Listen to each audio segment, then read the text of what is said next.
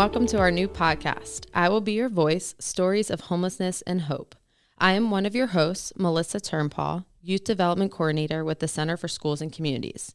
Our new podcast will amplify the voices and stories of students experiencing homelessness across Pennsylvania and beyond. And I am your co-host, Matt Butensky, Project Manager with the Center for Schools and Communities. We are very excited that you are joining us for this episode of I Will Be Your Voice podcast. On today's episode, we are speaking with Raj Lanka from ShelterApp. Raj, or Raj, has also been working closely with Pennsylvania on the development of the new Finding Your Way in PA app. The new app is a project of Pennsylvania's American Rescue Plan Homeless Children and Youth program. Raj Lanka is a highly skilled developer who has made significant contributions to the field of homelessness resources, and we want to just thank Raj for being here today, and we are now thrilled to introduce Raj to the podcast. Welcome, Raj. Hey, Melissa and Matt. Thanks for inviting me to the podcast. Thank you for being here. And before we get started, we wanted to note that it is actually Melissa's birthday today, and she is spending her birthday recording our podcast. So happy birthday, Melissa. Thank you. I appreciate that. Well, again, Melissa, happy birthday, and let's get started. Awesome. Thanks for being with us, Raj. So can you tell us a little bit about ShelterApp and the work that ShelterApp has accomplished for unhoused individuals? Sure. ShelterApp is an all-volunteer nonprofit, and our mission is to help connect the unhoused and low-income families to resources that are close to them. ShelterApp mainly has resources in few West Coast cities, and we are planning on expanding our database to other cities across US. I have been volunteering with ShelterApp since the beginning. We have an awesome team of volunteers who have helped us get to where we are currently. Over the years, we have worked with different city and state entities to deploy our app based on their community needs, and we are glad to be part of developing the Finding Your Way in PA app to help the unhoused communities in the state of Pennsylvania. Yeah, that's really cool, Raj. And I guess, just for some history for our listeners, our state coordinator, Storm Kamara, for Pennsylvania's ECYA program, or ECYH program, was looking for new ways to share resources and services in Pennsylvania for students experiencing homelessness. And we wanted to pursue developing a new app for Pennsylvania, and that brought us to ShelterApp and our work with you. But we did want to ask a little more about the origin of the app, as far as why an app is such a good tool when helping the unhoused community find resources and services. There are different ways to access information, and an app might not be the first thing to come to mind when we are thinking of linking the unhoused community with services. So why is an app an effective tool to assist those experiencing homelessness find services? So the idea for ShelterApp started around 8 years ago. I used to work in downtown Denver, where there used to be a significant unhoused population. One interesting thing I noticed during that time is some of them have been carrying cell phones with them. So I researched on this and found that more than 50% of the homeless and runaway youth carry some kind of smartphones with them. These research articles were published prior to 2016. And I'm pretty sure those numbers will be really high now. Anyhow, these research articles gave me an opportunity to help because I'm already working in technology field. So in 2016, me and few other volunteers started working on building ShelterApp by getting feedback from unhoused users in downtown Denver and also from our local COC, Continuum of Care. After thorough testing, we released the initial version of ShelterApp in 2018. The ShelterApp is available on both web and mobile app platforms so that it is accessible for everyone. We have seen web version being used at libraries by unhoused users who don't have a phone. Most of our unhoused users who have a phone have been using the Android phones because lots of users had Obama phones which have Android software on them.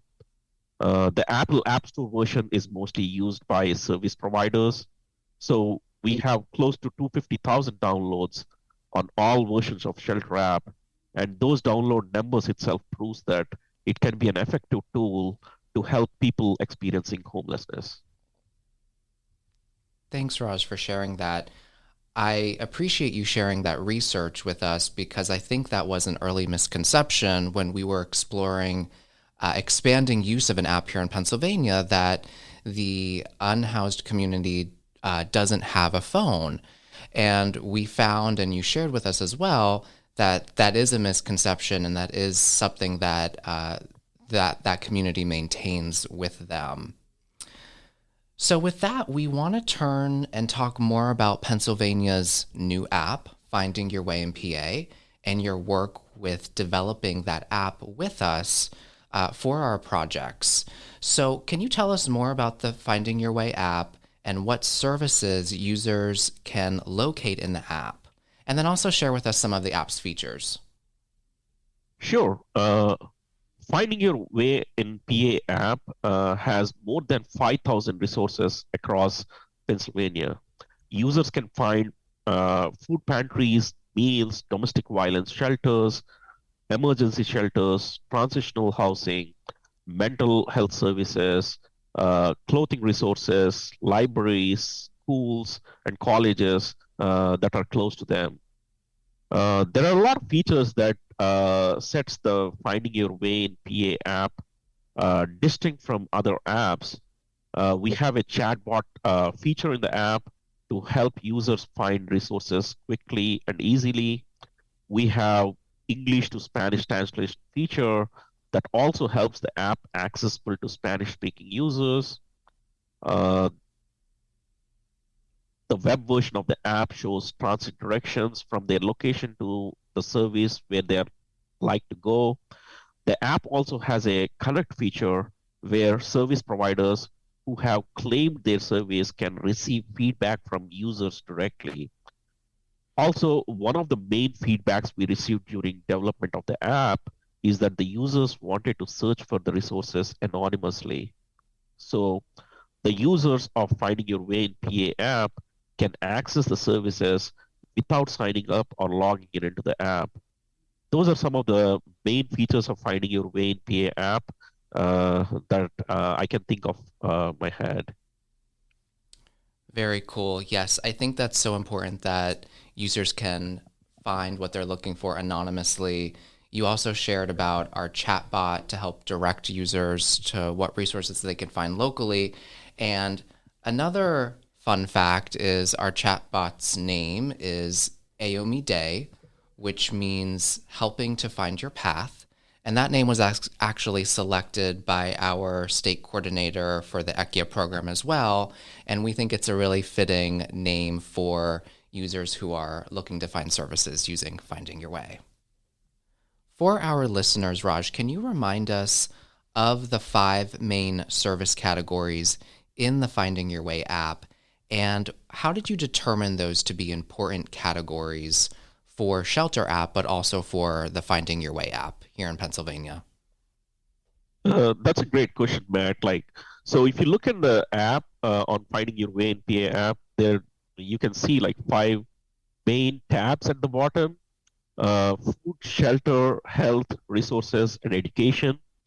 So we came up with those 5 tabs because the mobile app doesn't have that much space. We designed the app for mobile users, and if you look at the mobile phone, there won't be that much space for adding all different kinds of categories. So we had to get it down to a few, and we found out when we did some user testing with unhoused users and asked them what are the categories which you frequently visit or which you frequently use, and most of them said they're looking for restrooms, because downtown Denver, it was hard to get to a restroom. And that comes under resources category. And some of them said they were looking for emergency shelters. Some said like they're looking for food. Uh, uh, a few of them said they were like looking for substance abuse help. So because of all of those things, we came up with food, which has food pantries and meals, shelter, which has emergency shelters, transitional housing, substance abuse treatment centers. Under health, you can find out medical services, mental health resources. Under resources, you can find clothing resources. You can find general assistance, rent assistance. You can find uh, legal assistance, where you can find chargers, and you can find restrooms, and all of that. And we added in the education tab at the end, where users can find like schools, libraries, schools where they can find a contact for the homeless liaisons, and library like colleges, educational institutes, so that it would help the users specifically for finding your way in PA app. Right, exactly. And to your earlier point regarding selecting those 5 service categories, right, when you're looking at the screen of your phone, you can only fit so much information when you're looking at that small screen. So I understand you wanted to narrow those service categories into kind of buckets so that it was more searchable and usable and people could find what they're looking for. So that's cool insight. And then, as you had said, unique to Pennsylvania in the Finding Your Way app is the education service category, so that, as you had mentioned, homeless liaisons that are located at school districts and local education agencies throughout PA, they're listed in the app. Being that this app is connected to our State Department of Education products for our ECYH program. So that was really important to us here in Pennsylvania with the development of the Finding Your Way in PA app. So thanks for sharing that insight. So Raj, you explained that the app has more than 5,000 resources, which is great for our users that are accessing the app on any platform. So you talked about different unique features as well, but specifically around those 5,000 resources, you kind of hinted on how service providers can claim and manage their service. Can you give us some more details regarding that, how they can do that, and what the responsibilities entail? Sure. So service providers can register in the app to add services or to update the existing services. If their service is already listed, they can click on claim service so that we can assign the service to them.